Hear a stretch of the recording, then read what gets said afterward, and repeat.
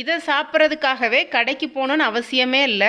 வீட்டிலே நல்லா மொறு மொறுன்னு ரொம்ப டேஸ்டியாக வெஜிடபிள் ஸ்ப்ரிங் ரோல் எப்படி பண்ணலான்னு பார்க்கலாம். ஃபஸ்ட்டு உள்ளே வைக்கிற ஸ்டஃபிங் ரெடி பண்ணிடலாம். 2 டீஸ்பூன் எண்ணெயில் இஞ்சி பூண்டு பச்சை மிளகாவை நல்லா வதக்கி எடுத்துக்கோங்க. துருவன கேரட், முட்டைக்கோஸ், வெங்காயம், இதோடவே ஒரு சின்ன தக்காளி விதையை எடுத்துட்டு சேர்த்துக்கோங்க. தனி மிளகாய்த்தூள், கரம் மசாலா, மிளகுத்தூள், மஞ்சள் தூள், தேவையான அளவு உப்பு, 1 டீஸ்பூன் சர்க்கரை சேர்த்துக்கோங்க. அப்போ டேஸ்ட் ரொம்ப நல்லா இருக்கும். கொஞ்ச நேரம் இதை மூடி போட்டு வேக வச்சு எடுத்துக்கோங்க. 3/4 காய் வெந்தால் போதுமானது. கொத்தமல்லி தழை தூவி இதை நல்லா ஆற வச்சு எடுத்துட்டீங்கன்னா ஸ்டஃபிங் தயாராயிருச்சு. இப்போ மேலே உள்ள ஷீட் பண்ணுறதுக்கு 1 கப் மைதா, 1/2 கப் கார்ன்ஃப்ளவர், கொஞ்சமாக உப்பு சேர்த்து தண்ணி ஊற்றி கலந்து நல்லா லூஸாக இந்தளவு பேட்டர் ரெடி பண்ணி வச்சுக்கோங்க.